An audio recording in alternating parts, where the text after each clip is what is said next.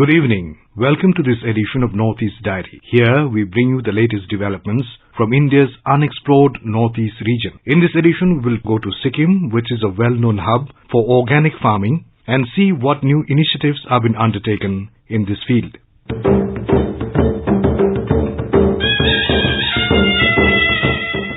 Meghalaya joined the rest of the country in celebrating the week-long Festival of Science and Technology, Vigyan Sarvatra Pujayate, Festival of Science Communication, Popularization and its extension as part of the Azadi Ka Amrit Mahotsav. The celebration was held in two different locations in the state, one at All Saints Hall, Shillong, and the other at Tura Science Centre, Tura, West Garo Hills District. The festival was jointly organized by the State Council of Science, Technology and Environment, Meghalaya, and Vigyan Prasar, an autonomous body of the Department of Science and Technology, Government of India.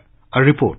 The week-long Festival of Science and Technology, Vigyan Sarvatra Pujayate, is aimed at attracting students towards scientific knowledge of articles of daily use. The program also aims to propagate scientific theories, to popularize science and increase scientific temper in the country. During the festival, a number of scientific exhibitions were held, including Science Book Exhibition, Exhibition of Wheels by ISRO, Open Quiz, Extempore Speech and Innovative Ideas Competitions, Display of Science and Technology Posters, Screening of Science Films, Lectures on different science and technology themes.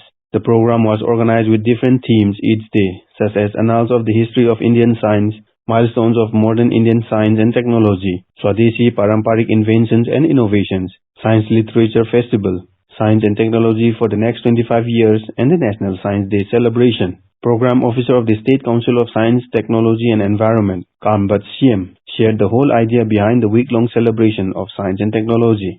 This Vigyan Sarvatra Pujayate, only known as a festival of science communication, popularization and its extension. This is the celebration or the festival of science, a week-long festival of science and technology. This is being organized as part of the 75 years of independence, and basically this is the program which is thought of by Vigyan Prasar, which is being held in 75 locations in the whole country. And Shillong is one of the location or the center. And from Shillong, from the State Council of Science and Technology, we have further sub-centered it, Tura, where we are having the same program in Tura as well for the benefit of the Garo region. And the State Council of Science and Technology is the local partners along with Vigyan Prasar in organizing this week-long celebration. And here in this venue, we are putting up posters of eminent scientists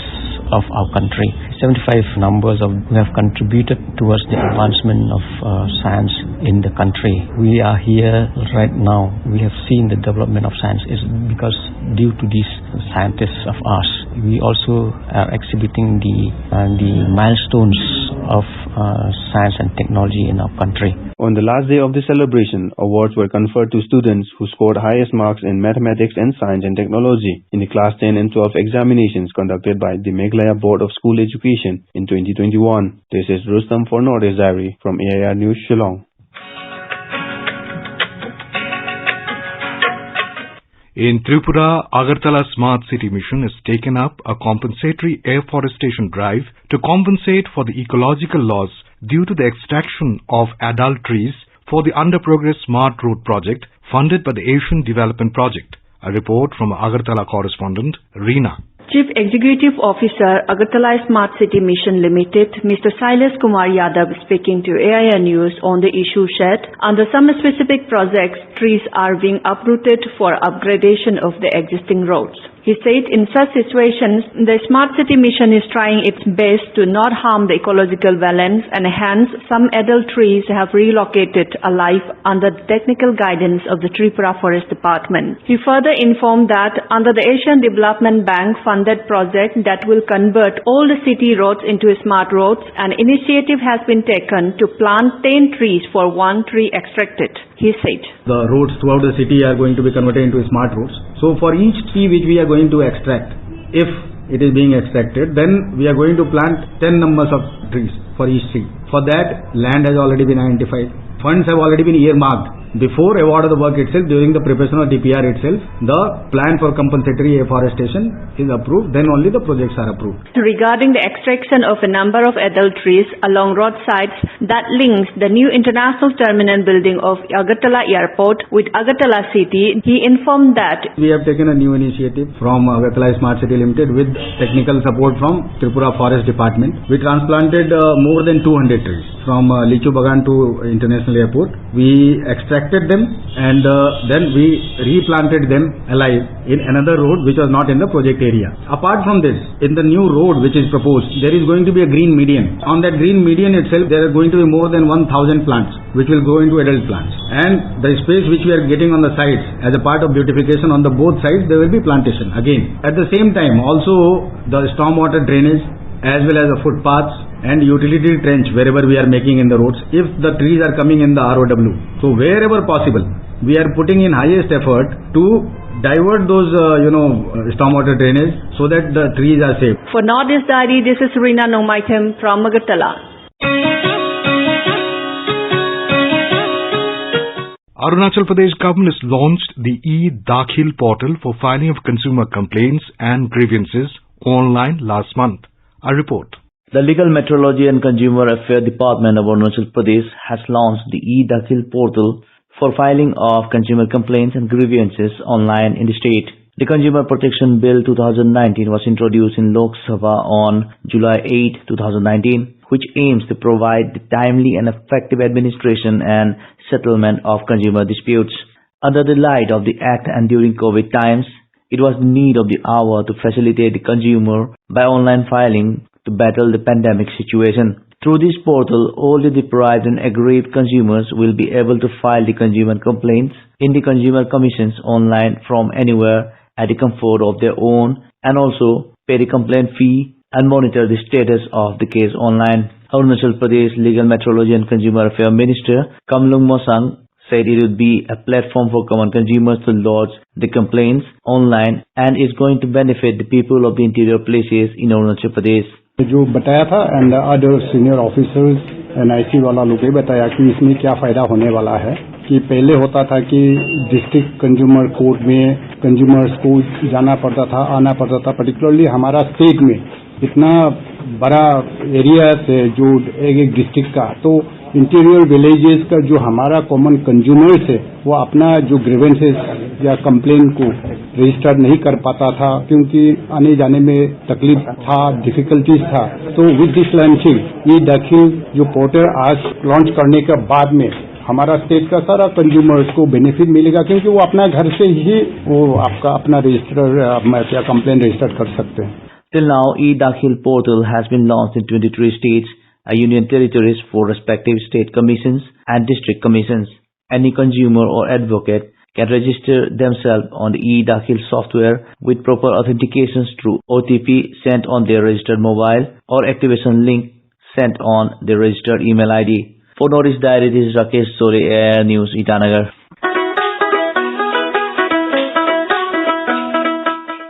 Sikkim's Agriculture, Horticulture and Animal Husbandry and Veterinary Services Department recently organized an awareness program on the adoption of advanced technologies in farming in Gangtok. These technologies are aimed at integration of various farming practices leading to optimization of land and water resources. We have a report on this. Farming technologies and techniques such as aquaponics, hydroponics and rooftop farming demonstrated at the awareness program are expected to open up multi-dimensional scope for farmers in Sikkim. Secretary of State Animal Husbandry and Veterinary Service Department, Dr. P. Senthil Kumar, speaks about these techniques and associated cost and benefits. Hydroponics and aquaponics. These are the new technologies in agriculture and aquaculture. In agriculture and horticulture, cultivation of vegetables, especially off-season vegetables, is very important, looking at the current demand and the kind of seasonal changes which we are experiencing. And the kind of population growth we have and the floating population in Sikkim, the requirement of vegetables is growing day by day. And similarly on the animal meat, including fish, is also growing. looking at the limitations of the land within Sikkim, we have to look for some kind of an alternative utilizing the technology. So with that objective in mind, the government of Sikkim found out that these hydroponics and aquaponics can play a critical role in solving this problem. So today's program was organized to demonstrate a model on this technology to the farmers and to the other stakeholders in the state so that they can be aware of this technology and then take forward in their available lands in the future. So under hydroponics, mostly agriculture and vegetable produce are made with the help of addition of nutrients into the water and then circulating them. We are more bothered about aquaponics. So this technology is an integrated food production system which integrate both hydroponics and aquaculture. In hydroponics and aquaculture, we can simultaneously grow vegetables and also the fish. So we are in need of both in this state. Here, the waste generated by the fish is being utilized as a nutrient with the help of certain bacteria which converts this ammonia into nitrates. So this water, the waste generated by the fish, ammonia, whatever there in the water, with the help of bacteria, converted into nitrates, start flow into the roots of the vegetables. So they don't need any more further addition of nutrients. So nutrient is already available. These plants start using this and then produce your vegetables and fruits, whatever plant you planted. Then after utilizing these nutrients, the water will become again clean. That water will recirculate into the aquaculture pond. Like that pond means it's artificially created pond for cultivating fish. So again this fish utilizes, again this nutrient gets recirculated into the vegetables and fruits. So looking at that, we conserve not only water, a nutrient, even land. Within little available land, we can able to cultivate both. In the long run, in the initial investment for this kind of aquaponics, initial investment a little bit higher because we need to provide that greenhouse and inside whatever is required for aquaponics. There should be a small motor and electric supply and other things. So initial investment will be little bit higher, but these investments are recoverable within 3-4 years. So the return after 3-4 years all are for the benefit of the farmers, and this structure will stay for about 8 to 10 years. So whatever the income which is being generated after that, it is all going to benefit our farmers. Looking at the benefits available under this aquaponics system, under the Pradhan Mantri Matsya Sampada Yojana, there are provisions for taking this kind of a project by the farmers for aquaculture. I mean aquaponics with the aquaculture with the help of aquaponics. There is a subsidy component of 25% of the total project cost up to 1.2 crore for general category beneficiaries, and for SC/ST beneficiaries up to 1.5 crore with a subsidy of 30% on it. So only precondition for this kind of project is that the beneficiary, whoever is applying for this kind of benefit, should also contribute 10% of the project cost. Then they are eligible. So in the overall project cost, there is a credit linkage possibility for which the department also will help the farmers. So they can go up to 60% of the project cost as a credit loan from the bank. So that way the department through Directorate of Fisheries promoting this aquaponics in the state of Sikkim so that our fish production increases through this technology. That should result in our dependence on external source of fish for consumption within Sikkim. Speaking at the program, Sikkim Chief Minister P.S. Tamang asserted that farmers need to shift from conventional methods to advanced technologies for convenient and sustainable methods of cultivation and farming. He said that the adoption of aquaponics, hydroponics and rooftop farming will mark a milestone in Sikkim towards exploring the potential of these sectors in bringing about a solution to the problem of food supply, quality standards and population growth. An aquaponic, hydroponic and rooftop gardening demonstration center was inaugurated during the program, which was attended by students, farmers and representatives from the National Fisheries Development Board, self-help groups and farmer producer organizations. With Saket Sarkar, this is Tashyong Mobutia for Northeast Diary from AIR News Sikkim.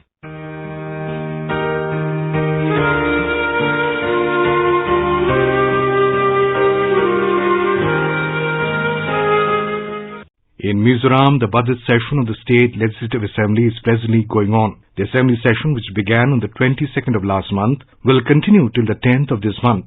On 24th February, the third day of the session, Mizoram Chief Minister Zoram Thanga, who also holds the portfolio of the finance, presented the budget for the 2022-2023 financial year. In the budget, no new taxes have been proposed and emphasis has been laid on carrying out further development works and austerity measures. For more details, let us go to our correspondent from Aizawl. The budget proposal presented by the Chief Minister Zoram Thanga referred to the critical economic situations caused by the COVID pandemic.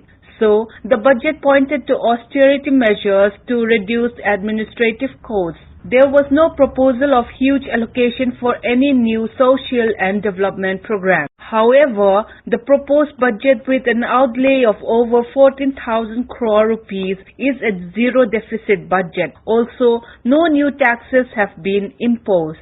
In his budget speech, the Chief Minister said that 700 crore rupees has been proposed for implementation of the state's flagship scheme, namely Socio-Economic Development Program SEDP. He said under the SEDP, about 60,000 families would be provided with financial assistance of about 50,000 per family for sustainable growth. He emphasized on rural infrastructure development through the RIDF fund of NABARD. The government has also proposed taking a 50-year interest-free loan of 100 crore rupees from the scheme of financial assistance to states for capital expenditure. Through this project, the government aims at creating productive assets and employment generation.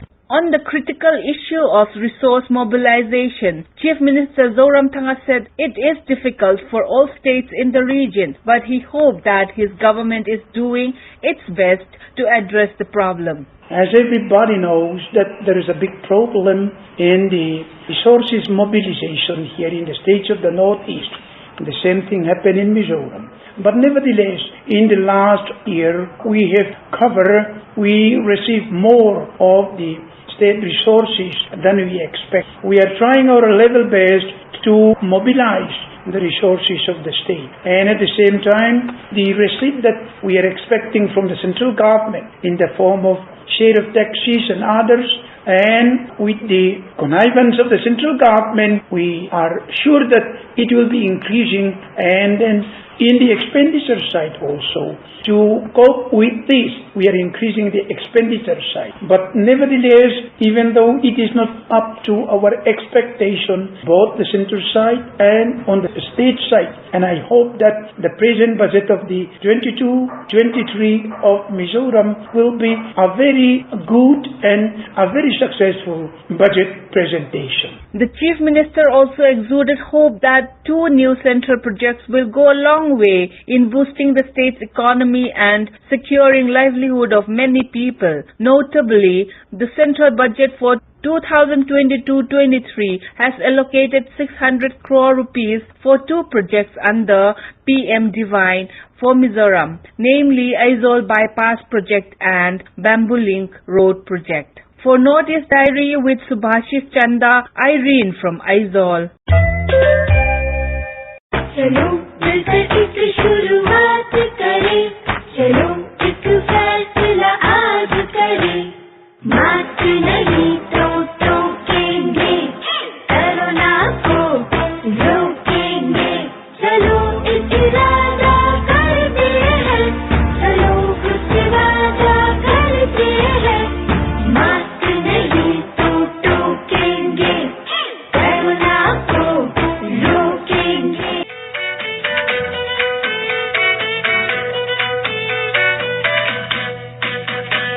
In our Personality of the Week section today, we have an interview with Dr. VCR Sanya, an author and retired professor of history. He shares about his life experiences and the healing garden at Medzi Fema.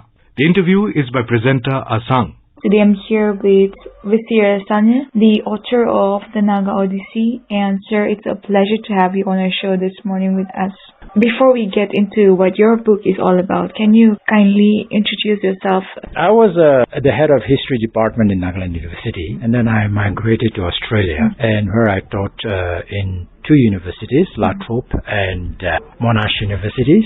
And then I worked with National Council of Churches and World Vision. And now I'm back home. So what made you come back after 20 years? It's a long story. After living for 20 years or so, there was a lot of question in my mind. Where is home? And what am I doing here? We're living in the most livable city in the world called Melbourne. And then I wanted to do something back at home. I decided I'll come back home and start a garden. And I started a garden in Meziphema called Healing Garden. In your introduction, you have mentioned that you were an assistant professor with also a doctorate degree. And coming back after more than 20 years and starting a healing garden, I am really curious to know what the healing garden is all about. So can you also kindly elaborate on that? When I was thinking of whether I should come back home or not, or whether I should stay in Australia and die like any other Asian migrants, I read something, and I think it was written by a Buddhist monk, and he was saying to us, those who want to go back home. He said, if you want to go back home, you must be clear with three things. One is, you must be able to admit your mistakes. The second is, you must be able to forgive. Third is, you must have a clear goal why you want to back home. Otherwise, don't go. So the two things are easy, but the last one, what is the clear goal? What is my vision of going back is the question. So I struggled for 3 years, and I said in the end, okay, I have a land in Meziphema. I'll go and start a garden, and I'll call it Healing Garden, because there's so much that we need to heal in our land. The fratricide, the hatreds, the corruption, the killings, and it's miserable. It's horrific, you see. So I said, well, let me start with myself. Let me heal myself. And then maybe we can start something. So it's just kind of a dream, a wild dream. So I started this healing garden. You must come and see. I would. Now, let us move on to your Naga Odyssey. This book is about your life from your early childhood till date, right? So can you also walk the listeners through different experiences that you had? For one thing, my generation have lived a very unusual life. We went through that burning of the Naga villages, then we went underground, and then we came out, went to school, and in my case, even more unusual because I kept moving and I don't have a home. I lived in my village only for 6 years, 10 years in Kohima, and the longest time I lived in one place is Melbourne, more than 20 years. So I lived in Kohima 10 years, village 6 years. I lived in Shillong probably for 5 years. In Darjeeling, in Orissa, in Maharashtra, in Norway, and England, and all those places I lived for a short time. And eventually Melbourne was home. I decided to come back home. So I put together my journey, my odyssey, trying to tell the Naga story to the rest of the world by telling my story. So it is a book about your story. If you write a book called History of the Nagas, people don't know who the Nagas are. People know where Nagaland is. But if you tell about your story, people tend to listen. And I'm also curious to know how you were practicing the Naga traditional religion. You see, I was one of the last people to be converted into Christianity. I was still traditional person until I was a teenager. Our village suddenly all converted in about 50 years. Okay, when I was a boy, there was probably 10% Christians in my village, Konoma. And when I grew up, suddenly everyone was Christian. And the last person to become Christian was a year ago, you see. So I practiced that. And now I feel it is a privilege because I know the story and I know the language and I know the chants, which my generation and people of my children's generation have no idea. So I'm happy to be a Christian. I studied theology and I believe in Christianity, in Jesus. To keep the history of the past is very precious and there is nothing wrong about that. Early missionaries, early converts, they thought it was not Christian to be Naga. They did away with many of the things that are traditional because they thought it was not Christian enough. Our generation is very curious to know about the traditional Naga religion. I am also one of that. Our Naga history transitions from ancient history to modern, and there is this vacuum of what we call the medieval history in the Naga society because of the coming of colonialism and also Christianity as a religion. Now, you being able to experience both the sides of the world, can you let the listeners know about the transitional phase? I must say, initial part or the beginning of my conversion was more of a peer pressure. All my friends are becoming Christian, you see, and it's very odd for a high school boy to be not Christian. People laugh at you, see. Oh, that boy is still drinking rice wine, drinking zoo, and he's not civilized, you know. So you feel awkward, you know, and then your friends all keep inviting you to come to church. And I remember once I went to a Christian wedding when I was probably 13, 14. And when I went in there, the Christian boys, they came and welcomed me. And they gave me the best seat because I was not a Christian and attending a Christian wedding. So they're showing hospitality. See?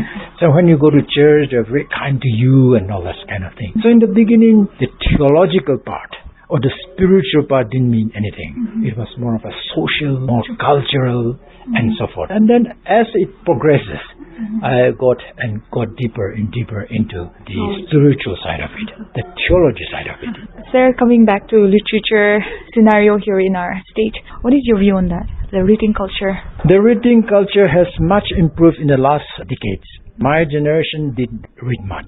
Partly they did not know much English. There was a difficulty in reading in English, unless you went out to study outside Nagaland State.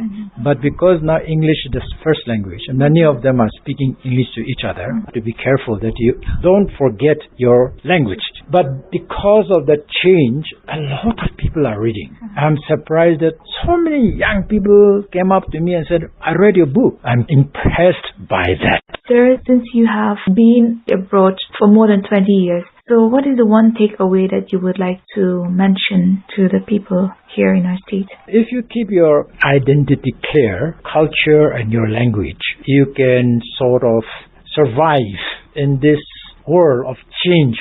Everything is changing. And if you live in a country like Australia or America, it's a melting pot. People from all countries come and settle there. In that kind of situation, it is important that you know who you are. Otherwise, you can be very lost. People ask who you are. If you say, oh, I'm from India, and they'll say, oh, no, you're not Indian. And if you say, I'm from Nagaland, they'll say, where is Nagaland? Identity struggle when you go outside. Any advice that you would like to give to the young upcoming writers?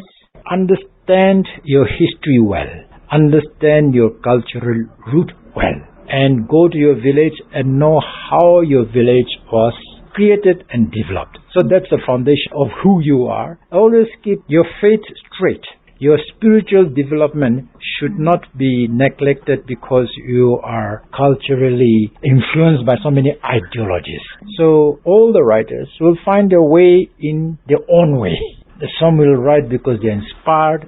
Some will write because they work very hard. I think one of the greatest takeaway from our conversation would be to know our roots and to know our identity. Now, before we sign off, sir, is there any message that you would like to convey to the listeners? I think I'm not qualified for that.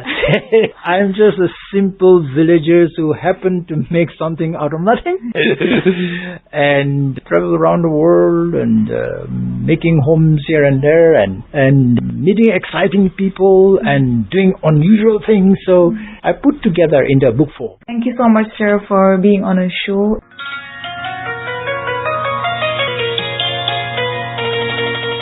Before we sign off, we bring to you this melodious Khasi song from Meghalaya.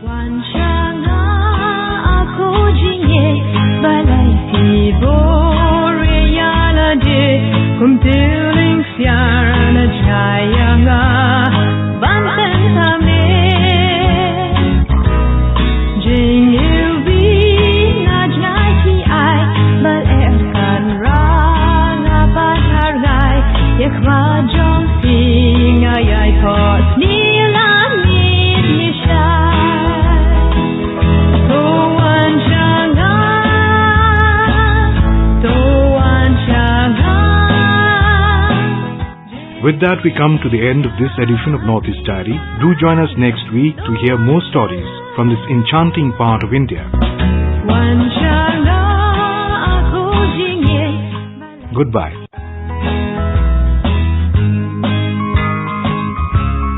This program was presented by Abhishek Mukhopadhyay, scripted by Suparna Saikia, produced by Sharmila Goswami, and assisted by Kamlesh Mudgal. It was brought to you by the News Services Division of All India Radio.